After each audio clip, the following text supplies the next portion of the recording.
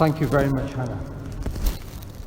No doubt, ladies and gentlemen, you will have realized from hearing the Quranic reading that was so beautifully read by Hannah that Quran talks about Mary and Jesus in quite some detail and clarity.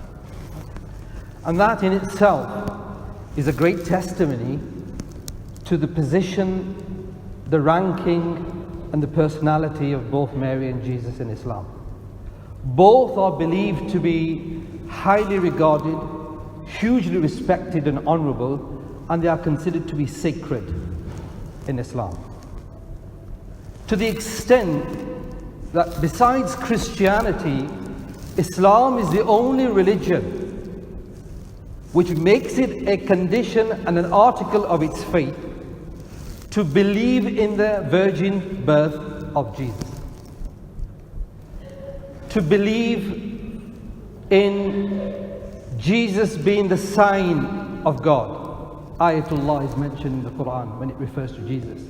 To believe in the Spirit of God. Jesus being the Spirit of God. Allah mentions in the Quran Ruhullah when He refers to Jesus. To believe in the miracles of Jesus, and there are numerous that are mentioned in the Quran which reflect, and there are parallels with that in the Bible too. So there are many similarities, and today the similarity of Mary brings us together. And as Muslims, Mary leaves us with some very important lessons of life.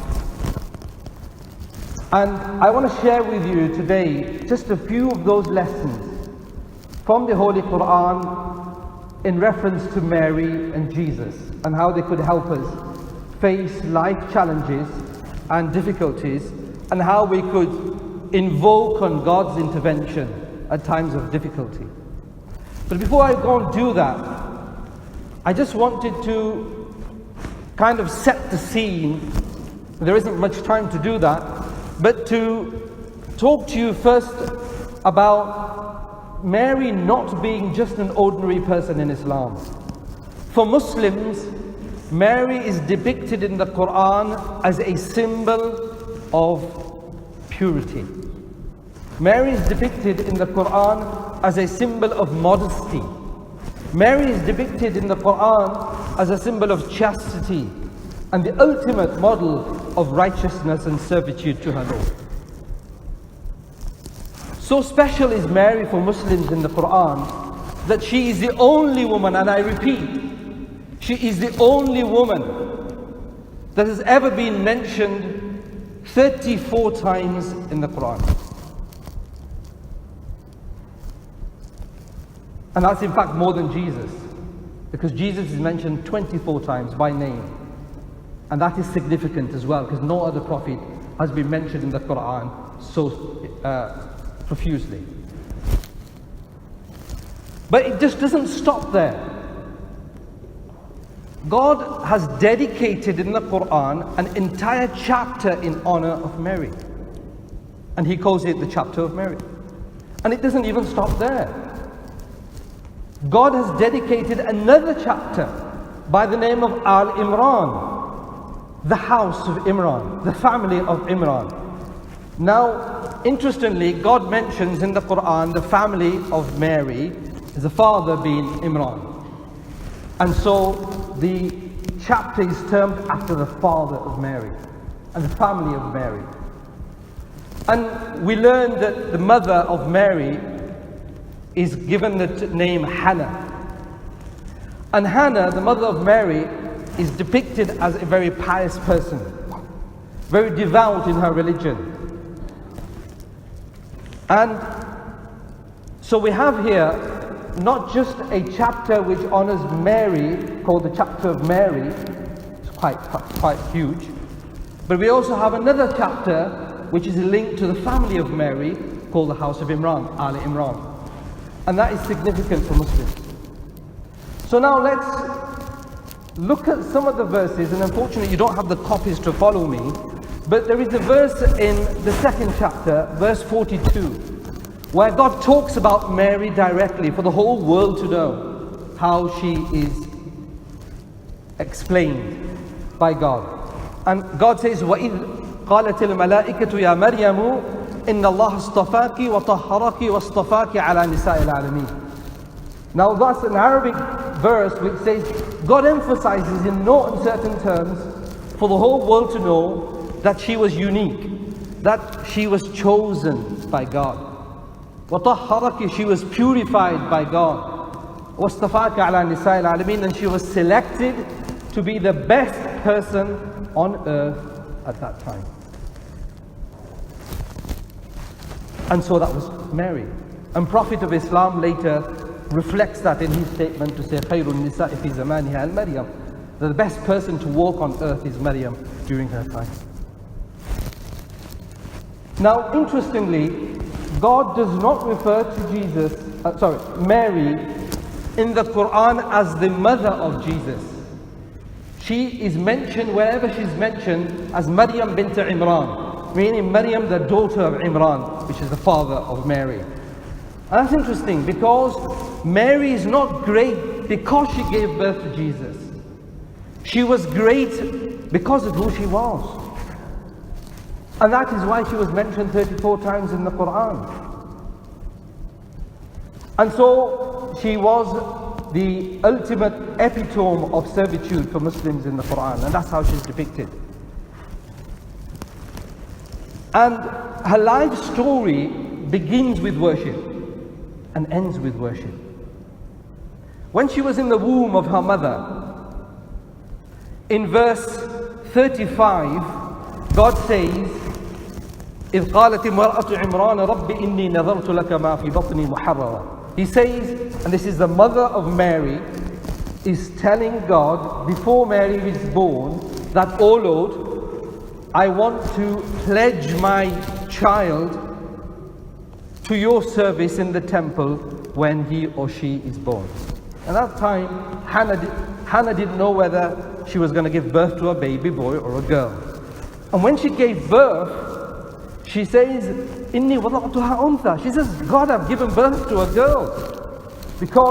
And she was surprised. And the reason why she was surprised is because at that time, it was not normal for girls to be dedicated to the temple for the worship of the Lord. It was only males. And so God replies in the Quran, Allahu a'lamu bima wada'at. God already knew what you gave birth to. God's plan is always a better plan. And that's what he was trying to say to Mary, to Mary's mother.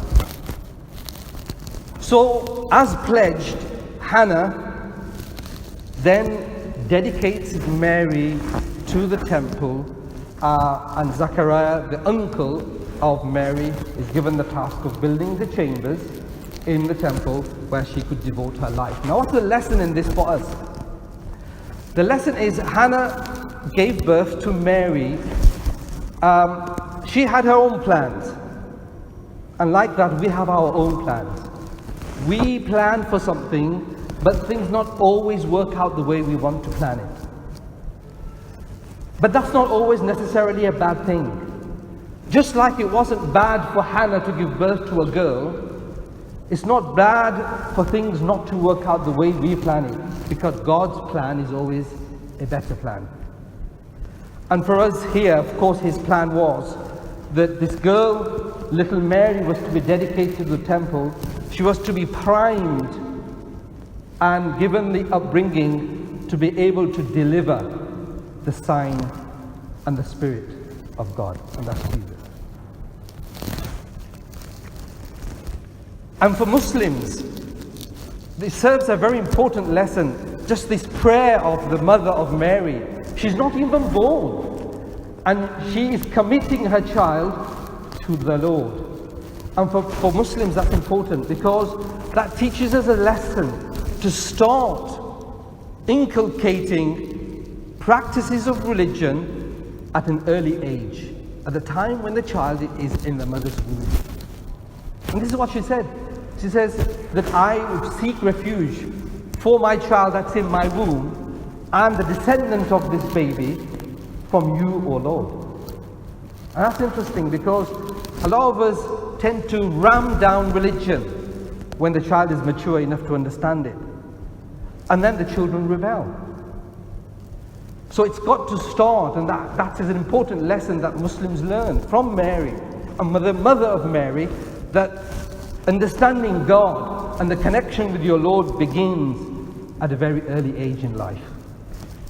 Now let's move on, if time permits me, to the verse 37 of the Quran, where God talks about Zachariah frequently visiting to take care and have checks on Mary in the chambers. So فَلَمَّا دَخَلَ عَلَيْهَا زَكَرِيَّا الْمِحْرَابَ, and I talked about that earlier. And whenever he went into this chamber, وَجَدَ عِنْدَهَا رِزْقًا is what God tells us. He always found provision and food before her. So one day Zachariah asked Mary, أَنَّا لَكِ هَذَا, where is all this coming from? And she says, قَالَتْ وَمِنْ عِنْدِ اللَّهِ, she says it's from my Lord. And the reason why he asks is because she used to have fruit out of season in her chambers, and because remember there were no Zanussi refrigerators at the time, where Mary could have stored her food and then bring it out 2 weeks later. So Zachariah was astonished, and he says, where did this come from? And she says, that's from my Lord.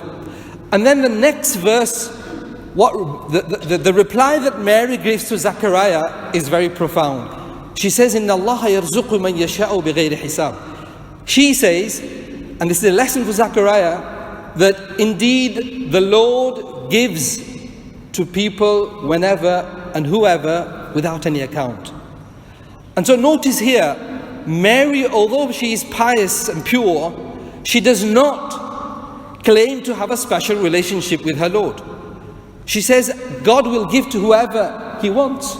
You just need to ask. And this inspired hope in Zachariah, because it is in this time of his life, he is about 90 odd, he cannot give birth to a child, he's childless, his wife is barren, and so he's hopeless that he's never going to have a child. But when he walks into the chambers of Mary, and this word that she says that God will give you without any account inspires him. And so هُنَالِكَ دَعَا زَكَرِيَّا رَبَّهُ, in the chambers he stands up and he makes a supplication to God, and then God gives him glad tidings of John, Yahya. And so the big lesson in this episode of Mary for us is we must not lose hope and trust in the power of the Lord and the mercy of our Lord. And if circumstances appear to be difficult and sometimes even impossible, like it was for Mary and like it was for Zachariah, remember that God does not need means to be able to fulfill His decisions. And unlike humans, we tend to reduce ourselves to means, and we forget the cause. We forget that the Lord controls us. I'll give you an example. When you're ill, you go to your GP, and there's lots of them today, here in this room, and they give you medicine, and you get better, and so you believe it was a doctor that cured you. Or you believe it's the medicine that cured you, and you forget that the Lord is controlling the medicine and also controlling the doctor. So, for us as human beings, I'm not saying don't go to your doctors. Otherwise they'll be out of business. But what I'm saying is, when you do, as humans, we do favors to each other. If somebody lends you some money, 2 months later, maybe even 2 weeks, they'll remind you of the favor and say, can I have my money back? They keep track of everything that he or she gives you. But Mary is saying God gives without any hisab, without any account, without any reckoning. So what Mary is saying to Zachariah is that when God comes to give, His giving is boundless and His generosity is boundless. But the condition, of course, is you've got to serve Him. You've got to be obedient to Him, and you've got to selflessly devote yourself. And that is when God intervenes. And the lesson is simply that if our dependency is on our Lord, just like it was for Mary, instead of the means in this world, then when the means are not there, when they're taken away, for example, you feel secure when you have a job, when you have money, and when you don't have money, you feel insecure. But it was never the money that gave you security. It It was never the job that gave you the provision. It was your Lord.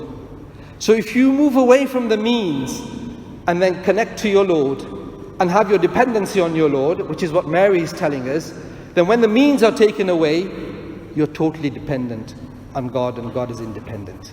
So in conclusion, my brothers and sisters in faith, Mary's story in the Quran teaches us some great lessons. That no matter what difficulty and adversities you face in your life, even if they seem impossible, if we remain concerned in pleasing our Lord, selfless in His devotion, and trust in His plan, then you know that God has put you in it, and God will take you out of it. And then you will see God's intervention in ways you could never have imagined. Thank you so much for listening. I hope it's been helpful to you. How are we for time? 22. We have today, to end today's beautiful gathering, a young man who's written some beautiful lyrics to kind of put the icing on the cake, so to speak, to bring communities together in peace and harmony. And I'm going to call out Junaid to come forward and read those beautiful lyrics. And he did that, was it last week, when Derek had organised something with Abu Hanifa, and I really liked it, and I thought it would be good for us to end this afternoon with some words of inspiration from Junaid in the song. Thank you. Okay. Hi there, good afternoon. Really bad at speeches, so I'll keep it very, very short. It's a pleasure to be here. It's a pleasure to be here on my birthday, to meet all you wonderful people of all different religions. It's an honor. I thank everybody that has set up, the event, and to invite me over for this. A song that I will be performing, hopefully, is regarding spreading peace amongst ourselves. It's a saying which I've been brought up from a young age. I've been in an environment where my mother and father has told me to spread peace amongst ourselves, to show love, compassion, unity, spread peace, and be respectful, and to always honor the values and share it with everybody that I meet. So I was sat at home and I was thinking to myself, with everything that's going on in the world, this cruel, cruel world, how can we make it a happy place? How can we portray and spread these values to the people around the world without me traveling around the world? It'll be a bit expensive, that. I just sat down and I started writing some lyrics, and I hope you enjoyed the lyrics, and there's been a lot of thought being put into it, and without further ado, this is Spread Peace Amongst Yourselves.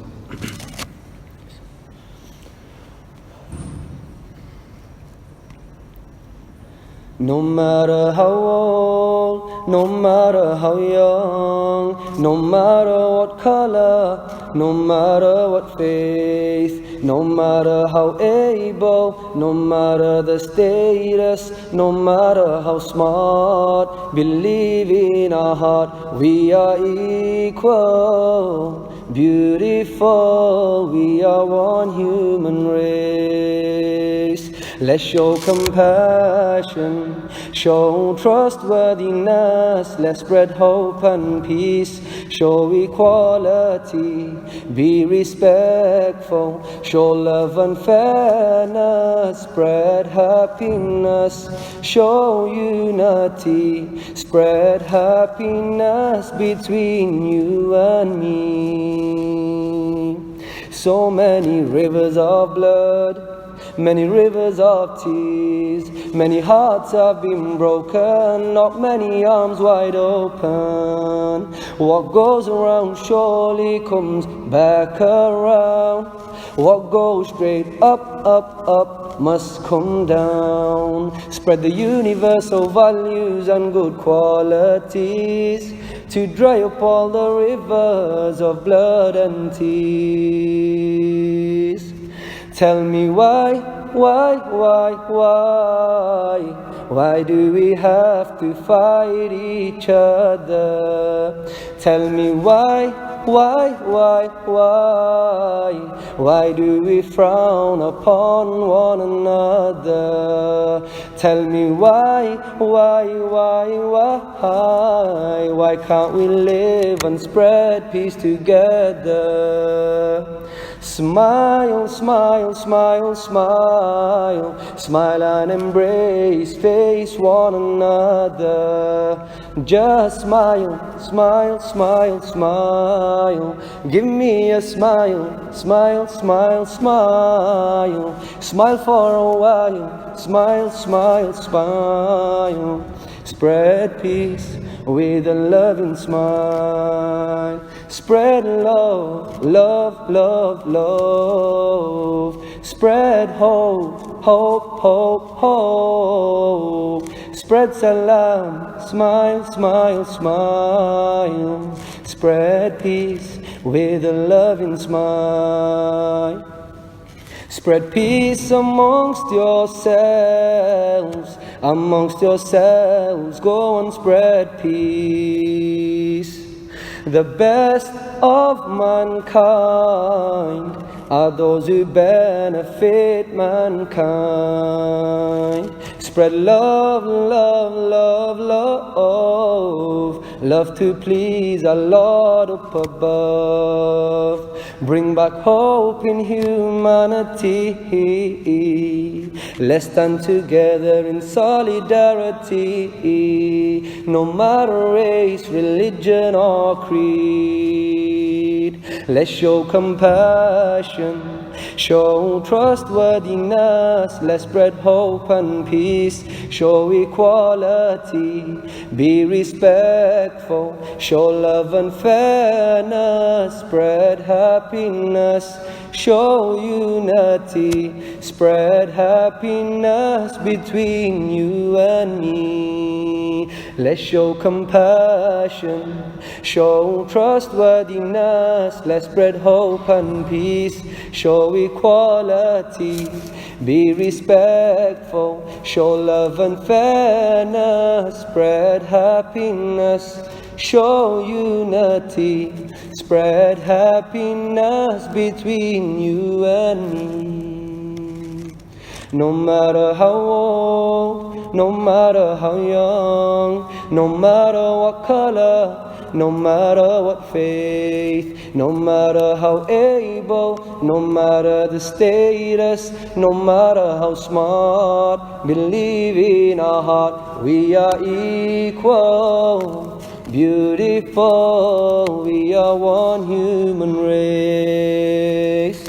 We are equal, beautiful. We are one human race. Thank you very much. God bless you all.